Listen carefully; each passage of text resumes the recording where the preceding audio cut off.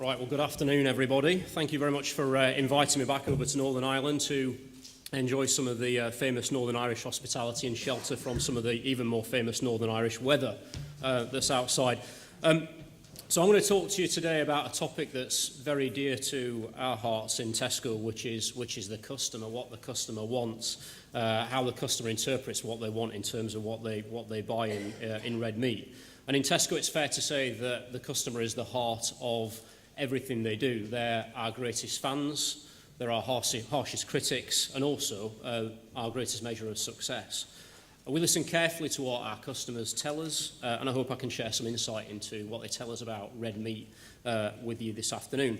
I'm also going to spend a little bit of time sharing with you some thoughts about how our relationship and connection with customers is shaping or will shape the way that we work or want to work with farmers and growers, including those farmers and growers in Northern Ireland. And it's on that relationship with Northern Irish food and agriculture that I'm actually keen to start. Northern Irish produce is sold throughout our 54 stores in Northern Ireland by our 8,500 colleagues working here in the province. We've been proud to serve Northern Irish customers since we opened our first store in Belfast Royal Avenue in 1996. And we spend over 500 million a year on local products and stock around 1,600 lines from 90 Northern Irish suppliers, so quite impressive figures. We're very proud to be Northern Ireland's biggest, Northern Irish agriculture's biggest customer. We recognise the pair, the quality, the passion and skill that goes into producing food for our customers that's sold through our stores. And our customers love it and they want to buy Northern Irish produce, and we're very proud to be able to stock that and to make a major contribution to the Northern Irish economy. Just as an example, many of you will have seen some of the Tesco billboards that adorn the fields up and down Northern Ireland. Here's one of the examples here of a bunch of carrots. Earlier this year, we were very proud to celebrate Comber potatoes in many of our stores across Northern Ireland in partnership with Wilson's Country, our key supplier. We also celebrated a local harvest recently, giving a real push on Bramley apples produced locally in Northern Ireland. And we've seen really big uplift in sales on the back of some of the work that we've been able to do with our local suppliers in our local stores to promote local products. And last night it was quite telling that when I arrived in Belfast Airport, the first time I've ever been to City Airport, it's very clear when you walk into the baggage area, there's a really big kind of Tesco sign with these real visual images, not only of the products that we sell, but the farmers who supply them. So that's real testimony to you guys in the audience and the relationship that the local team here in Northern Ireland have already built up with the farming community to really promote the products, and it really resonates with customers. Locally, 100% of the fresh beef, pork and chicken that we source comes from local farmers. 100% of the fresh milk and fresh eggs are all sold from Northern Irish farmers as well. And we're on track to fulfil a commitment that we made to purchase £1 billion worth of local Northern Irish produce between 2013 and 2015. But it's important to stress that our relationship with Northern Irish food and agriculture goes beyond what we buy and sell in Northern Ireland. Some of our biggest Northern Irish suppliers also happen to be some of our biggest suppliers across the United Kingdom as well. Companies like Moy Park and Foyle Meats are amongst our biggest and best suppliers, and we've grown our business with them alongside Tesco and work in very close partnership with. Oops.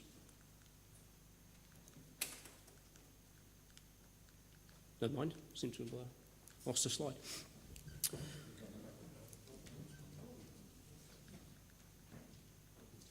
Interesting. I might just leave that alone. Seem to have jinxed it. Whoever's on after me, they better get working this.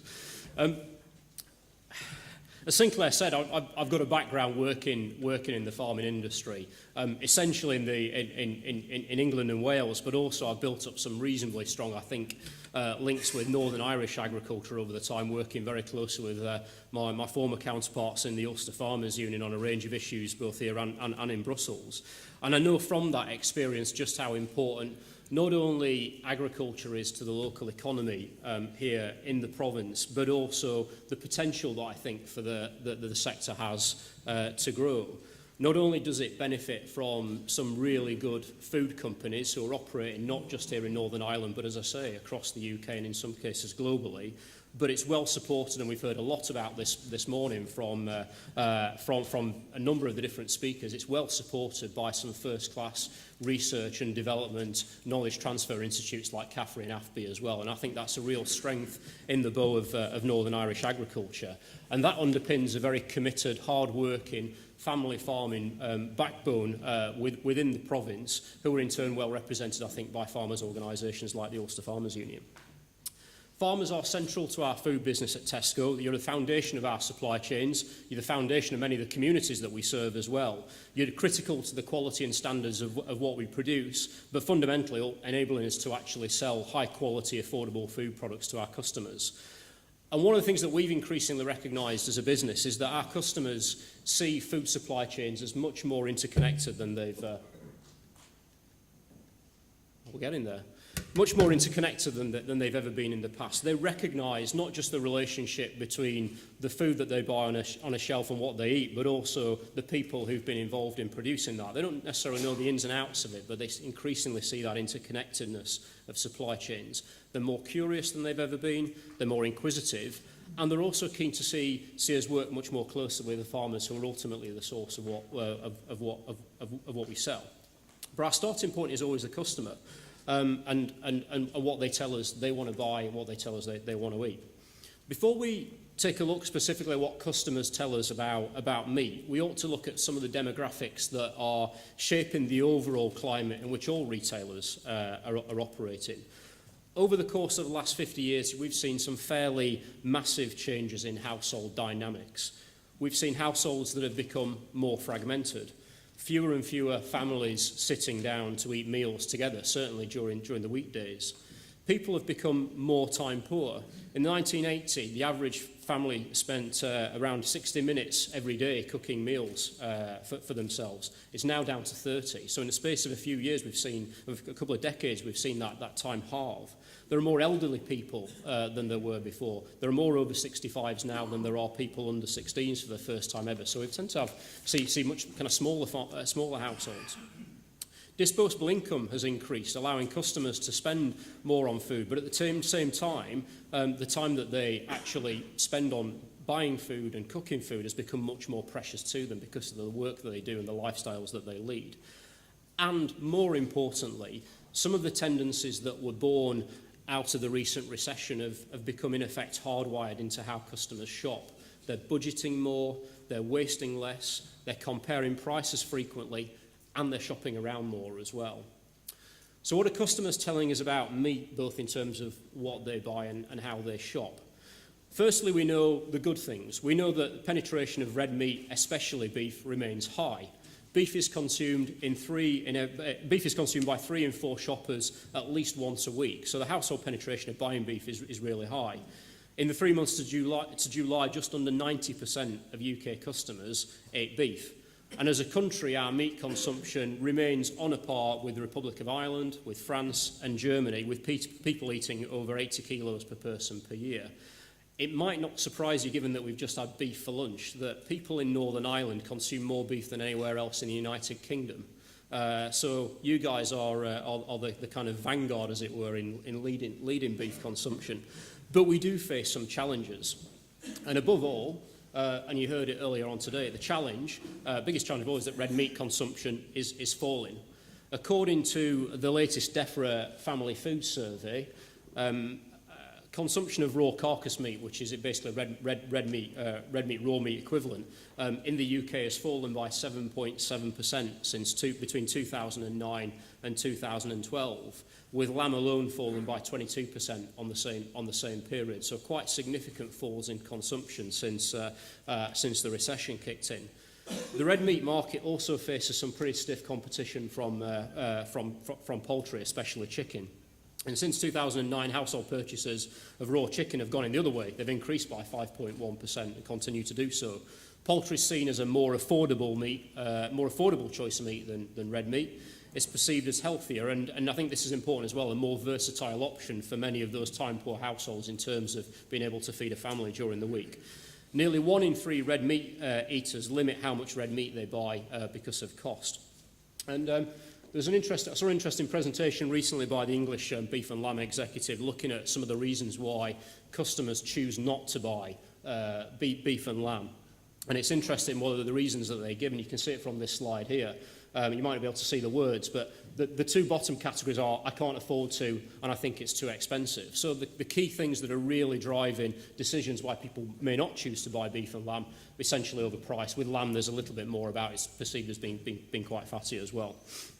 So customers see beef and lamb as being relatively expensive, especially when you compare it to compared to chicken.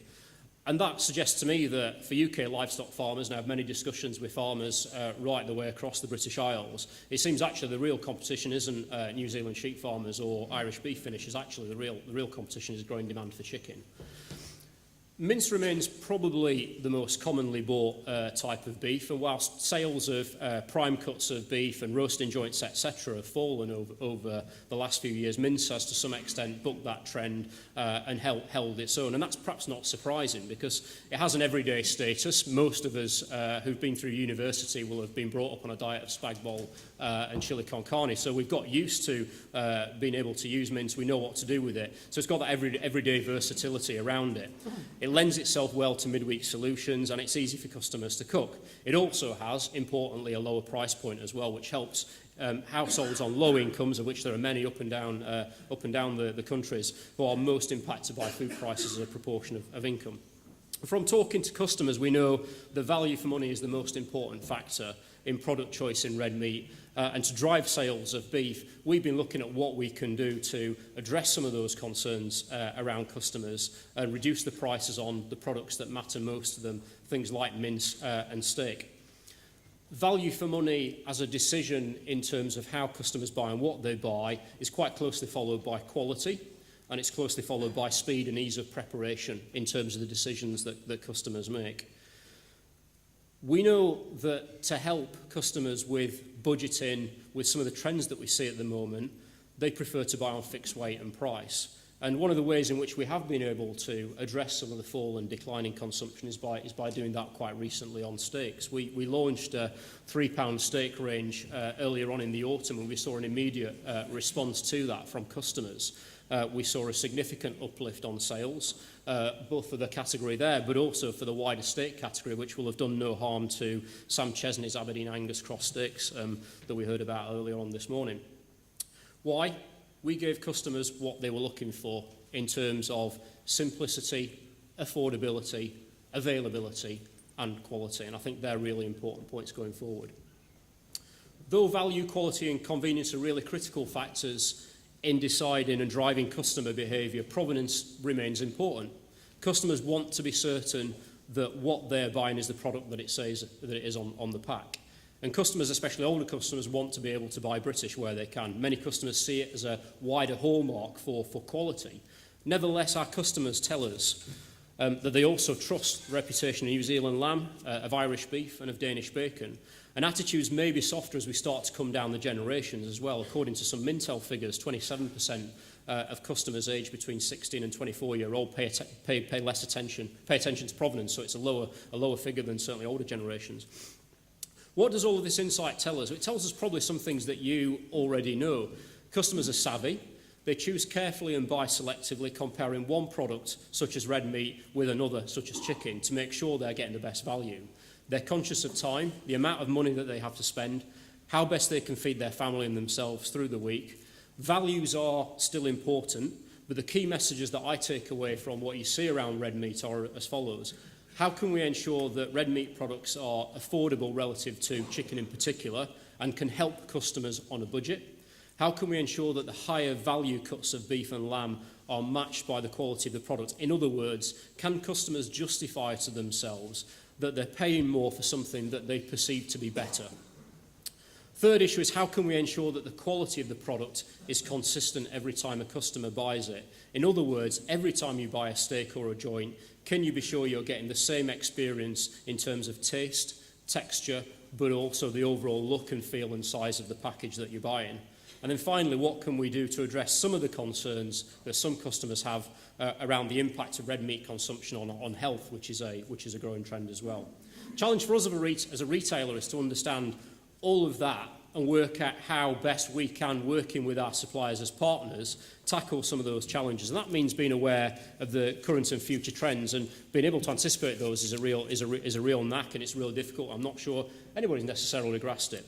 But it also means trying to ensure that we offer products that excite and cater for some of those trends as well. For example, we know that convenience is important to our customers, and through products like our Simply Heat range, which includes pre-prepared red meat options, we're offering red meat to our customers in a way that is easy to prepare and consume. It means ensuring that we work with farmers and processors to deliver an end product that is consistently shaped, consistently sized, and fits neatly into a retail pack that sells itself well to customers. And finally, it means working together to inform our customers about the great quality, convenience, and affordability of red meat. We know that more red meat is bought by confident cooks, whether it's through advertising campaigns, recipes in our stores, in our marketing material. We can help people become more confident in using red meat, and we can help to increase demand. These are all equally challenges for farmers, since your success also depends on us being able to maintain and, where possible, grow sales of red meat to our customers. And we depend on working with you to ensure that we can secure our supply, provide the raw materials to give us the products, but also ensure the consistency, the quality, and the affordability of the products that we ultimately sell. The food supply chain is, of course, the direct link between farmers, retailers and customers, and the key concept you see in the way, or you should see in the way that we increasingly want to work, is about partnership between the retailer, the processor and the farmer on behalf of customers, all serving the same end purpose and the same goal in delivering them what they want, and we've all got a part to play in all of that. And that's why we're investing as a business in our relationships with farmers. We've built over the course of the last 18 months a dedicated agricultural team, and I'm fortunate enough to be standing here as a consequence of all of that. We're out there speaking face-to-face with farmers and our suppliers, getting to understand what makes them tick, listening to their concerns, getting to know them better, so that we can understand the challenges that farmers face in being able to deliver for customers and just being able to do their job as well. But also we're out there trying to understand and interpret what it is that customers are looking for in a way that makes sense to farmers, and that we can all actually go out there and do a better job. We're bringing groups together.